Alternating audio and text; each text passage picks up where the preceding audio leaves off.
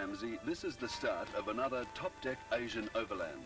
An experienced driver with 8 crossings under his belt, he's going through the familiar customs details in order to ferry the bus across the English Channel. The double-deckers leaped over on transport ferries whilst the passengers travel down separately with the courier by train from London's Victoria Station.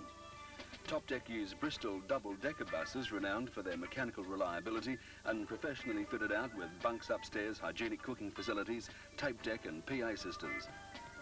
Before embarking on an overland, the engines are overhauled and all trips carry a comprehensive range of spare parts.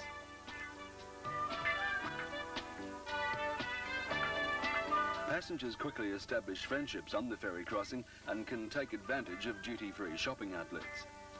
Your fellow travellers will all be in the 18 to 35-year-old bracket and will probably be a mixture of Australasian, American, Malaysian and European nationalities. Naturally, they will all have the spirit of adventure and be adaptable to the flexibility a trip like this offers. At Calais, you'll be shown over the bus by your courier and will be allocated a bed and a locker. A collapsible bag is recommended so it can be stored away after unpacking your gear. Suitcases and camping packs are not permitted for obvious reasons. After everyone has settled in, we're off on a trip of a lifetime. With 20 our maximum, we often need 2 buses to cope with the demand. Sometimes we travel together, but usually we're a day or 2 apart, so we don't double up on camping or hotel facilities. We travel fairly quickly through Europe, so we can spend more time sightseeing in Asia, but we do have a night in Paris, en route to the Riviera. Everyone settles into the routine on board quickly. Snacks, tea or coffee, the in-flight service is great. We have no trouble negotiating the tunnels and bridges in the double-deckers, and some beautiful views are assured from the top deck, especially here on the Riviera. Camera buffs get plenty of opportunities for photographs.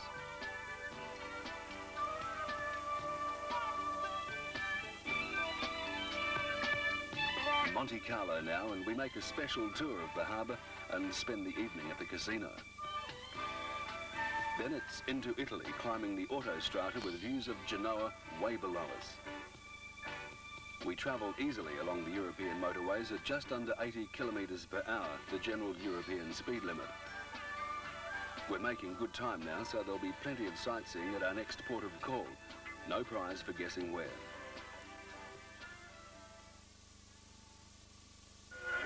Yes, it's Venice.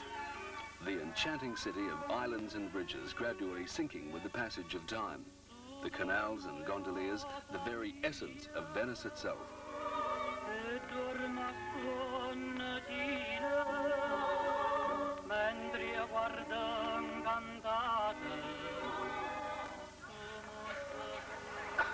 Wandering around the streets, exploring the back alleys and sampling the Italian food is half the fun. The celebrated Venetian glass from the nearby island of Murano can be purchased at reasonable prices, along with other souvenirs.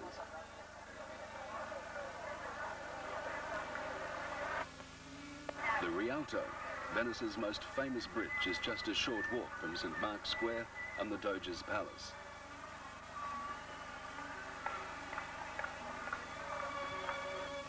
This is the Bridge of Sighs, where in days gone by, prisoners were led from the jail to the palace to face their execution. A romantic ride on a gondola through the city's myriad of waterways, or try some cappuccino and listen to the music in St. Mark's Square.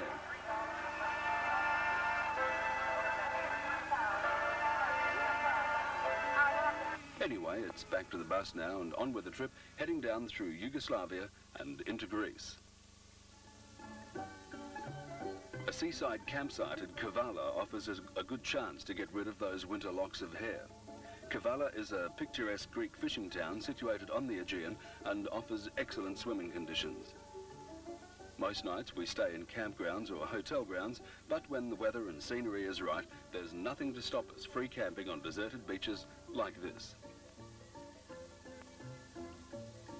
We continue along the adventure trail, heading east towards the Turkish border and Istanbul. When you're arriving in Istanbul tonight, going straight to the campsite, there you'll be able to have a hot shower, meal if you wish at the 24-hour cafe there.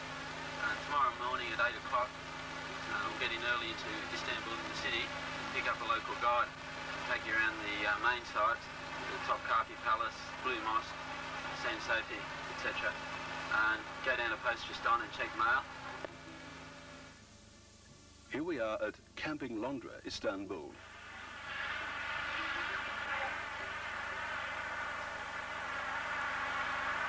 After a refreshing hot shower, it's advisable to get your washing done, especially when you're camped in a city for a few days. Facilities along the more remote sections to come aren't the best. It's then you'll appreciate your travelling hotel.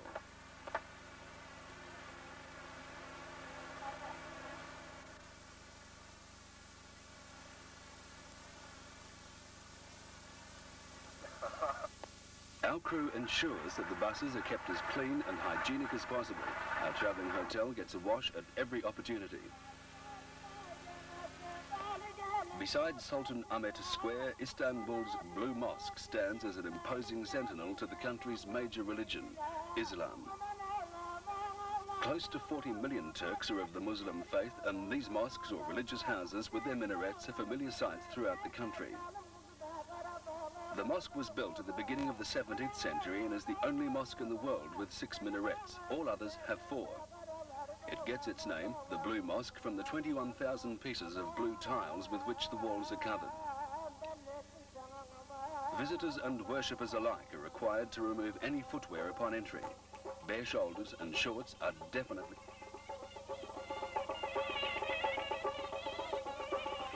Istanbul itself is built on the site of the ancient city of Byzantium.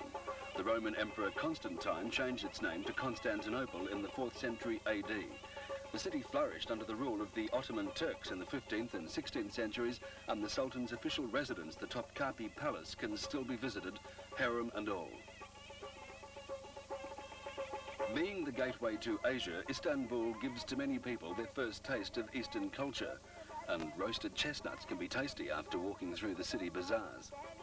We usually have 3 nights in the major cities. The first day we have a guided city tour on the bus. The following day we bring you into town again and you have a chance to follow up your own interests in detail.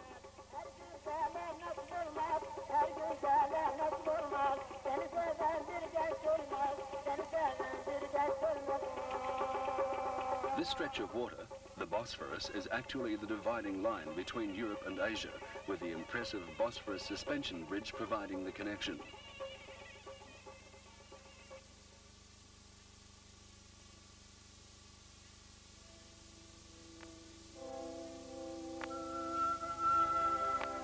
The battlefield of Gallipoli. This is the memorial at Lone Pine, where many of the gallant Anzacs fell during this historic campaign. At sunrise on the 25th of April 1915, here at Anzac Cove, the Australian and New Zealand forces stormed the beaches. You have plenty of time to wander over the battlefields where trenches and bunkers are clearly visible on the hillside. Faulty tactics, including complete lack of surprise, resulted in the eventual failure of the campaign. Commonwealth casualties were horrific. We cross the Dardanelles by ferry and visit the ancient city of Troy, made famous by the ancient Greek writer Homer in his history of the Iliad. It was here that the Trojan horse was wheeled and where, according to Homer, Achilles was shot in the heel during the Trojan Wars. Further down the Turkish coast, we come across the magnificent ruins of Ephesus, one of the greatest cities of antiquity and the former Roman capital of Asia. Along this colonnade, thousands cheered the visit of Anthony and Cleopatra, and it was here that the elegant Ionic style of art originated. The amphitheatre is still in remarkably good condition, built by the Romans in the 2nd century AD, and it still demonstrates the acoustic qualities of its former glory. This original Ionian settlement changed hands many times, from the Persian king Cyrus, Alexander the Great, the kings of Pergamon, and onto the Romans. Ephesus also holds some Christian significance because St. Paul of Tarsus preached here, and nearby the Virgin Mary is said to have spent her last days. This part of the world is alive with history. The detailed commentaries by your courier will make your visit so much more rewarding. There's a public address system on board the bus so you can catch the points of interest while we're on the move. but at other times, such as now, wander through the ruins at your leisure. It's impossible to escape the feeling of history, to pass back in time, to imagine what life was really like here so many thousand years ago.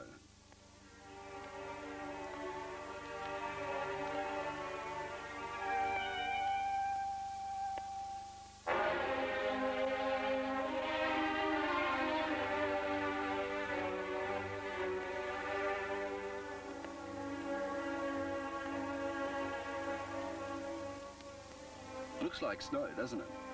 No, it's limestone deposits on the rocks here at Pamukkale. Having moved inland, we come to this, Turkey's most famous spa.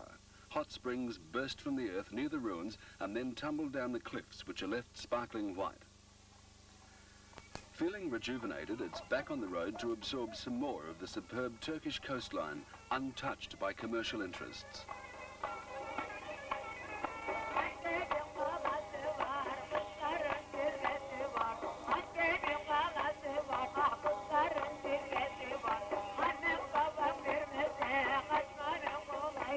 Right beside the road, unguarded and almost completely intact, are Crusader Castles dating from the Middle Ages.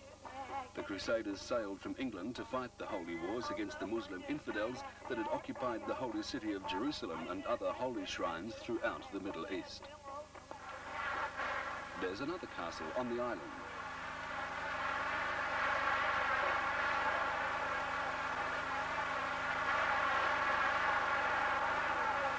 Lunch is the best time of day for those who slept in and didn't have breakfast. Stopping at the local villages, we bought some cold meat, salad, fruit and fresh bread. Beautiful, all out of the food kitty, of course. The drivers have other things on their minds though. They're all experienced mechanics and keep the remarkably reliable Bristols in top condition. Just checking that the tyres are in good condition here.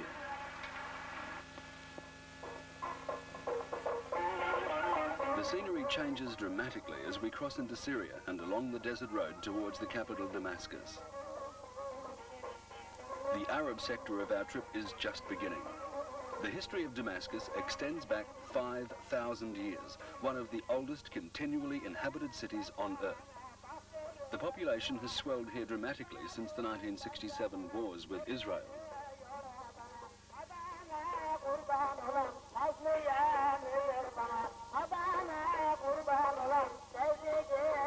Sometimes you'll really appreciate the top-deck kitchen and some good home-style cooking. We do our shopping here in the marketplace. We bring some bulk food with us from London, but this is supplemented with fresh fruits from the markets every day. Unfortunately, little remains of the old city of Damascus, but there are still many sites that were mentioned in the Bible. Nearby, you can see where St. Paul was held prisoner by the Romans. Legend has it that the Garden of Eden was located outside the city.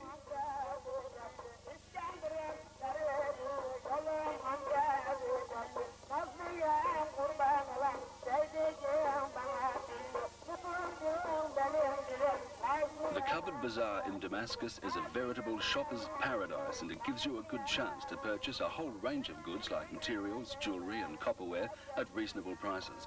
Be prepared to hassle with some of the shopkeepers though.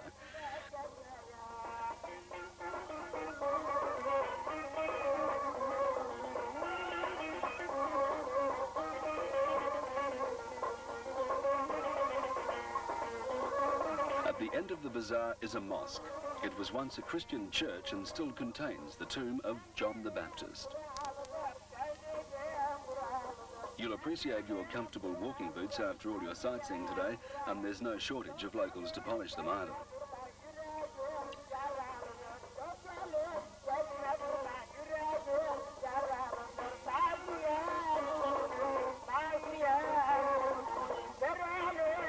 Travelling south into Jordan, our first place of interest is the ruins of Jairus. It's probably the best preserved Greco-Roman provincial city in the world. See the columns buried by hundreds of feet of desert sand. These, together with forums and theatres, were buried for centuries under the desert. Archaeologists only found the city in the early 1920s. Restoration work and diggings still continue to this day.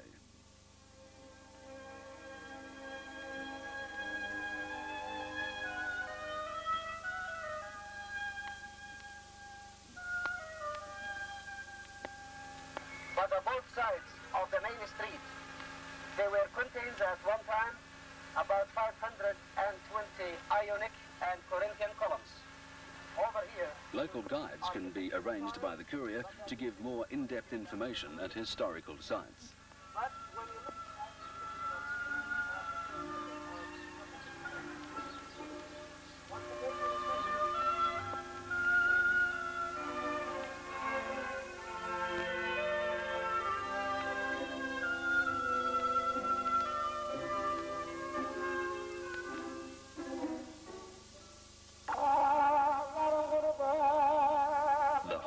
of all cities, Jerusalem. Looking down on the ancient walled city from the Mount of Olives, a city revered by millions of Christians, Arabs and Jews alike. The Golden Dome is the dome of the Rock Mosque. With its elaborate symmetrical designs of coloured tiles, it makes an awe-inspiring sight. After Mecca, it is the holiest place on earth for the Muslims. It was from this site that Muhammad the Prophet ascended into heaven on his white steed. The Western or Wailing Wall is held close to the hearts of all Jewish people. It's fascinating to see them praying against the wall, rocking back and forwards with religious fervour and reading from the Torah, their holy book. This wall is the only remaining part of the ancient temple of King Solomon. It's incredible to think that this temple was 1,000 years old when Jesus walked these very streets. This is the old city of Jerusalem. The Jews and Arabs appear to live and work here in apparent peace. It's easy to forget that so many wars have been fought over the city and the problems caused by thousands of homeless Palestinians just across Israel's border ensures that Jerusalem's future is still not certain. We travel into Jerusalem on local transport and stay in hotels in the new city. We can't bring the buses any further than the border at the Jordan River. Top Deck is one of the very few companies that can take you into this part of the world, so deep into the Middle East in this off-the-beaten-track itinerary. The courier arranges all your visas en route.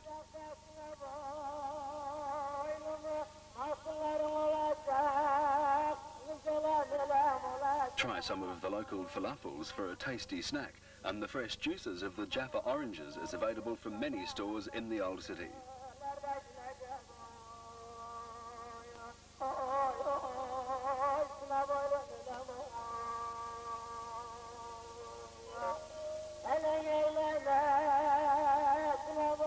Returning to our double-decker, we visit the Dead Sea. Being 1,200 feet below sea level, it has some fascinating qualities. That is, it is so dense and salty that you float high in the water. I said float, not walk. Back on the bus and heading towards southern Jordan and the Gulf of Aqaba. It's on those long desert roads you'll really appreciate your travelling hotel. Stretch out and relax. In the distance here, Wadi Rum, the desert domain of Lawrence of Arabia. The sunsets in the Jordan deserts are sights to behold. But here at night it gets quite cold, so we collect old tyres for campfires.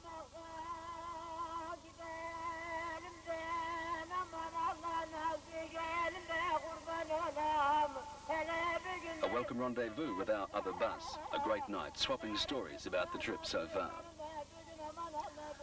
Oil flows freely in Arab countries and there's no talk of shortages or energy conservation in these areas. And this chap here bears no resemblance to your local garage attendant either.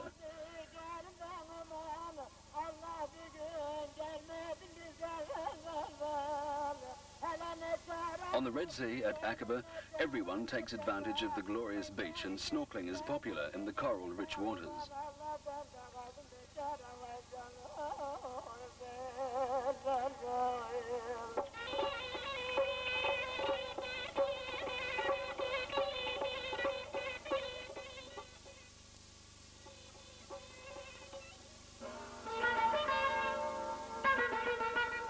A visit to the hidden city of Petra, the rose-red city, half as old as time, remains one of the most unforgettable experiences of the Overland.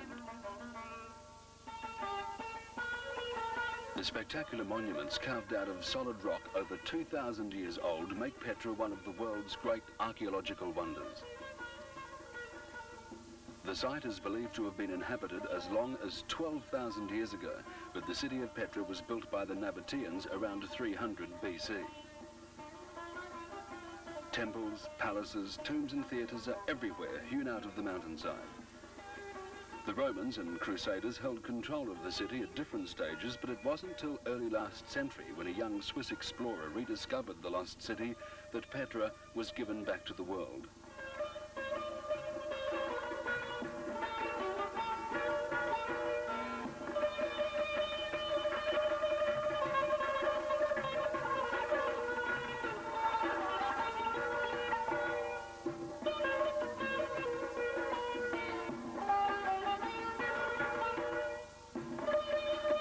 Petra is accessible on horseback or on foot, but the experience of wandering down the narrow passageways and confronting the Kazne, or treasury building, is a real highlight of the trip.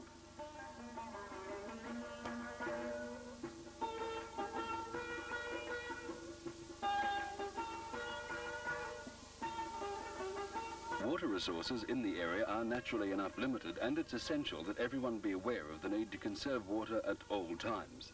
The buses carry a 40-gallon water tank, and on overlands the water is sterilised or boiled before use, particularly for drinking purposes.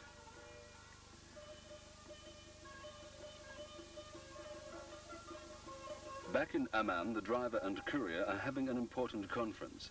A meeting of Arab leaders in Baghdad has closed the Iraqi borders, and it now becomes apparent that a new course will have to be taken. With the flexibility that Top Deck offers, the itinerary is altered to include additional sightseeing elsewhere. It's all carved out, all hewn out of the rock by nature, and then these guys have Christians been hiding from Persecution. So after travelling across through Europe, down the Turkish coast and into Syria and Jordan, our original course to Iraq and up through southern Iran has to be changed because of unforeseen troubles in Baghdad. An alternative route was decided by the crew to travel north back through Syria and into eastern Turkey, visiting Goremy and entering Iran across its northern borders.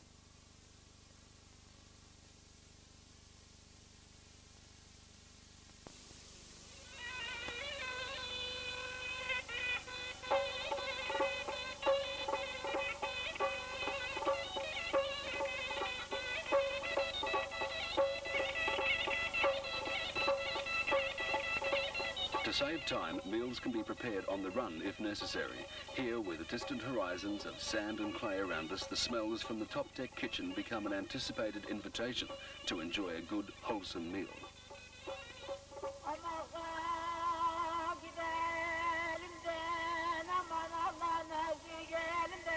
Heading north again, we travel an alternative route through Syria and enter eastern Turkey. Within a few days' drive from the border, we find ourselves engulfed in an eerie, lunar-like landscape. This is Goremy in the Cappadocia region of central eastern Turkey. The earth in this area is volcanic, and erosion has caused the fragile, tough stone to take on strange shapes. After the spreading of Christianity, these rocks were hollowed out to become monasteries, churches, and houses. In the 7th century, when Arab invaders swept west across Turkey, the inhabitants found a need in this area to band together. Rather than build houses, they found it much easier to hollow out shelters in the soft rock.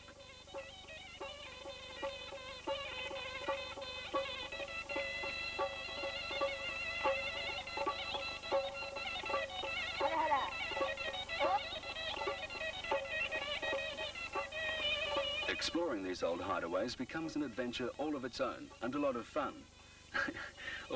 Although some may have to try a little harder if they want to reach those higher inlets.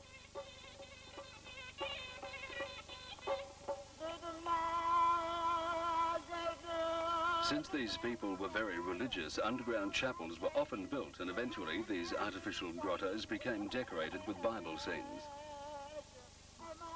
A number of underground cities still exist which once housed large numbers of people.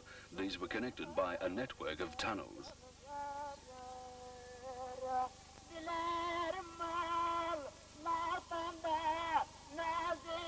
In the hills outside Goramy, a group of Turkish men give an impromptu performance of Swan Lake. No, not really, but it is an excellent example of their folklore.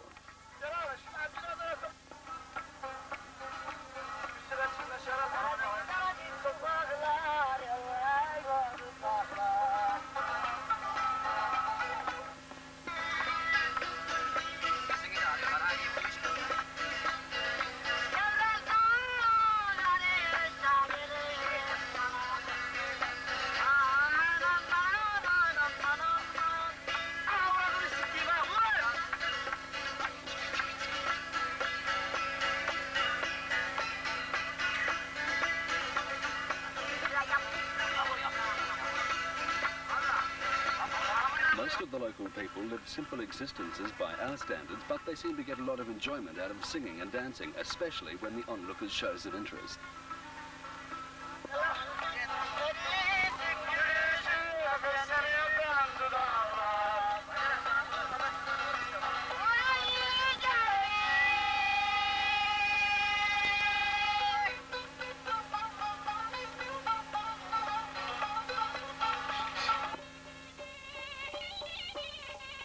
As we approach the border with Iran, the Soviet Union is only a matter of 50 kilometers away, and the beginning of the Caucasian Mountains with a liberal layer of snow can easily be identified. This is the Kurds District of Turkey, a rebellious tribe of Turks who reject the control of the Turkish government. In recent times, the Russians have exerted more influence in this area in an attempt to control these outlaws.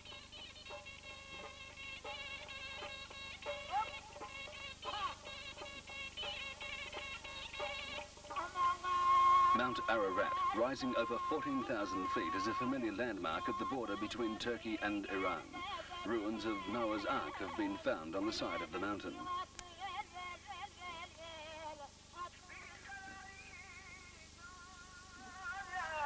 Iran's bustling capital, Tehran, boasts an impressive monument to commemorate the 2,500th anniversary of the Persian Empire.